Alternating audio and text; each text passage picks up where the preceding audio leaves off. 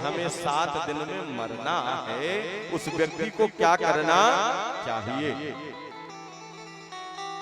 तो सुखदेव बाबा परीक्षित जी को उत्तर दे रहे, राजन तुमने अपने लिए प्रश्न नहीं किया, प्रश्न तो सार्वभौम है, क्योंकि मरना सबको है, इसलिए ध्यान से सुनो।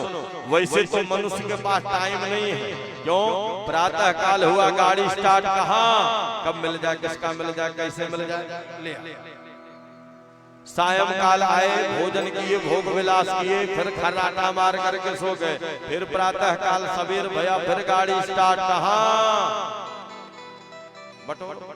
तो भैया भजन कब करोगे? बोलो। क्योंकि जब तलक है जिंदगी फुर्सत न होगी काम से, और 2 घड़ी ऐसा निकालो प्रेम कर लो भगवान से। जीवन में जब आप समय निकालोगे मेरे माए बाप, तब समय मिलेगा, वरना समय मिलने वाला नहीं है। समय निकालो। क्यों? अभी यहाँ बैठे हो, 1 मिनट में क्या होगा कोई जानता है? बोलो। पर आदमी मानने को तैयार नहीं। सब भले मर जाएंगे, पर हम लोग मरने वाले। आदमी यह सोच करके बैठा कि हम मरने वाले नहीं, और मरना सबको है। इसलिए मनुष्य को यह जानना चाहिए कि जिसे पता हो कि हमें 7 दिन में मरना, उस व्यक्ति को क्या करना चाहिए। क्यों? क्योंकि जिंदगी एक किराए का घर है। अभी यहाँ बैठे हो, एक पल का पता नहीं है, फिर भी आदमी मानने को तैयार नहीं। और संत कह रहे क्या कि जिंदगी एक किराए का घर है, एक ना एक दिन बदलना पड़ेगा। जिंदगी एक किराए, गाइए सब लोग।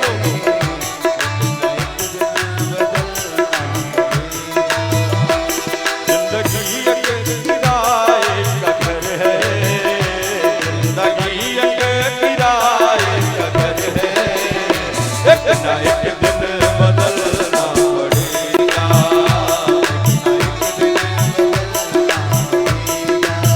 ओ जिंदगी एक किराए का घर है, जिंदगी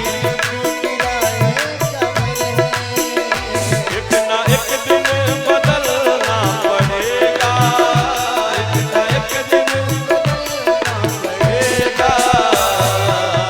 ये मौत जब तुमको आवाज देगी, मौत जब तुमको आवाज देगी, घर से बाहर निकलना पड़ेगा, घर से बाहर निकलना पड़ेगा।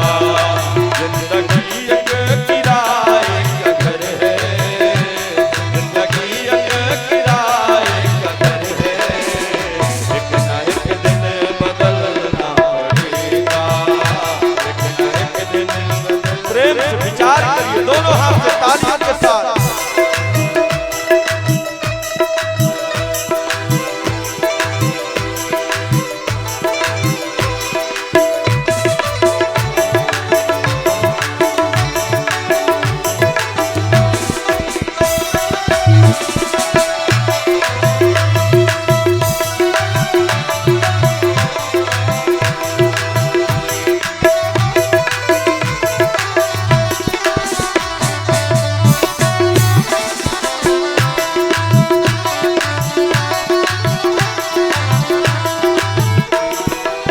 परीक्षित जी ने पूछा गुरुदेव क्या करना चाहिए? तो सुखदेव बाबा कह रहे क्या कि श्वास श्वास पे हरि भजो। क्या कह रहे हैं? ध्यान से सुनना। क्या कि श्वास श्वास पे हरि भजो, वृथा श्वास जन खोय, ना जाने इस श्वास को आवन हो या न हो। हे भैया मोरे आवन हो या न हो, हे भैया मोरे आवन हो या न हो, आवन हो। वक्त बाकी है अभी संभल जा, वक्त बाकी है अभी संभल जा, वरना रो रो के मरना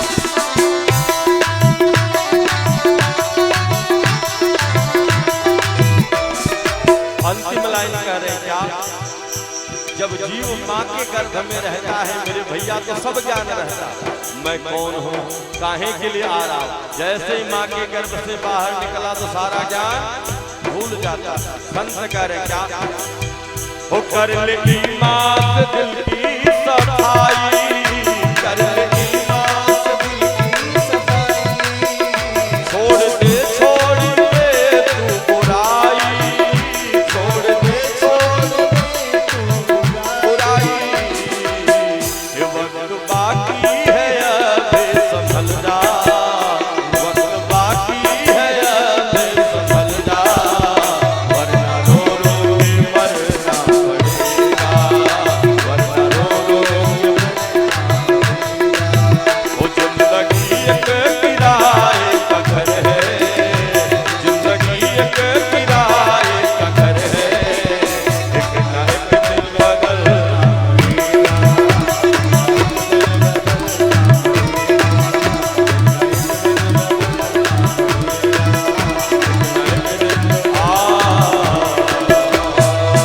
बोल कृष्ण कन्हैया लाल की। तो श्री सुखदेव बाबा परीक्षित से कहते हैं राजन, जिसे पता हो कि हमें 7 दिन में मरना है, उसे 3 चीज अपने जीवन में उतार देना चाहिए। ध्यान से सुनना मेरी माँ, 3 चीज अपने जीवन में उतार लेना चाहिए। पहला बोले जितासनो जितत श्वासो जित संगो जितेंद्रिय। पहला बोले आसन, जो आपको सुखमय आसन लगे। आजकल तो कुर्सी की प्रथा चल गई है महाराज, और सब लोग कुर्सी पे बैठ जाते हैं। पहले के समय में कुर्सी का प्रचलन नहीं था, लोग कथा सुनने नीचे बैठते थे। जब से कुर्सी चला तब से महाराज कुर्सी के लिए झगड़ा हो रहा। बोलो राधे राधे, अरे जोर से बोलो। तो पहला क्या है बोले आसन, जो आपको सुखमय लगे। पहले 1 घंटा, फिर 2 घंटा, फिर 3 घंटा। जिस दिन एक आसन पर बैठ लेना, समझ लेना पहला काम समाप्त हो गया। दूसरा बोले श्वास, बाबा रामदेव वाला योगा करो, अनुलोम और विलोम। जब श्वास आपके बस में हो जाए तो समझ लेना 2 काम हो गया। पर तीसरा बड़ा कठिन है। बड़े बड़े महात्मा नहीं महाराज उसके चक्कर में चले गए। क्या बोले इंद्रियां। इंद्रियां कौन बोले आंख नाक कान। जहां रसगुल्ला का नाम सुना, भले मुख में ना आवे पर पानी तो अपने आप आ जाता मुख में। बोलो राधे राधे। ये कौन है बोले इंद्रियां है महाराज। और इंद्रियों के चक्कर में जीव का पतन होता। पर विषयों का ऐसा रस है जो 84 लाख योनियों में भोगा। विषयों का रस कैसा है बोले जैसे अभी टमाटर की चटनी और 1 समोसा खाया तो 2-4 घंटे बाद होता, फिर कछुआ मिल जाता तो और मजा आता। वैसे ये विषयों का रस है। भोग विलास किया, 5-6 घंटे के बाद फिर मन वहीं भागने लगता। ये विषयों का रस है। और विषयों का रस कब जाएगा जब मायापति की कृपा होगी, भगवान की कृपा होगी। अरे भगवान की कृपा प्राप्त करना इतना सरल थोड़ी है। भगवान की कृपा कब प्राप्त होगी ध्यान से सुनना। एक राजा, और राजा अपने नगर में एक बकरा पाल रखे थे। क्या पाल रखे थे बोलो मेरी माँ, बकरा। राजा ने नगर में ढिढोरा पिटवा दिया। इस बकरे को जो तृप्त करेगा उसे मुंह मांगा इनाम दिया जाएगा। तो लोगों ने सोचा बकरे को तृप्त करना कौन सी बड़ी बात है। नगरवासी बोले महाराज हमको अवसर दिया जाए। राजा बोले ले जाओ। लेकर के गए, घास के खेत में बांध दिया। अब बकरा दिन भर घास चरा। सायंकाल हुआ, नगरवासी बकरे को लेकर के आए। महाराज बकरा बिल्कुल तृप्त है। राजा ने कहा तुम्हारे कहने से थोड़ी मानेंगे, हम भी पढ़े लिखे हैं, राजा हैं, निरीक्षण करेंगे, परीक्षण करेंगे। अब देखो बकरा भले ही दिन भर घास चरा है, पर जैसे ही हरी भरी घास देखा तो लगा मुंह मारने, भले ही न खा। राजा जैसे ही हरी भरी घास लेकर के सिंहासन से चले, अब बकरा देखा तो मुंह में पानी आने लगा, जैसे विषयों का पानी आता महाराज हमारे आपके मन में। बगल में एक संत खड़े थे, समझ गए इसकी दवा हमारे पास है। बोले महाराज एक अवसर हमें दिया जाए। बोले ले जाओ। संत बकरे को लेकर के गए और मेरे माई बाप घास के खेत में बांध दी और 3 हाथ का डंडा लेकर के खड़े हो।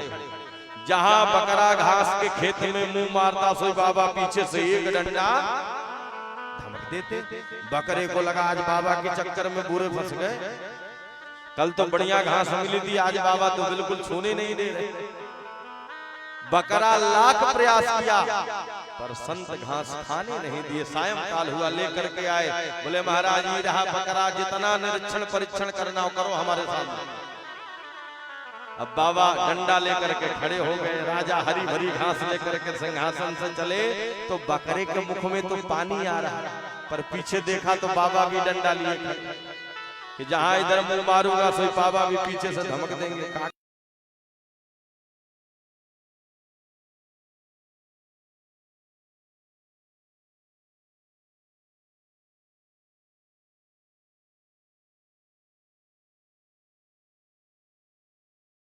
इंद्रियां आपके बस में अपने आप हो जाएंगे। क्यों?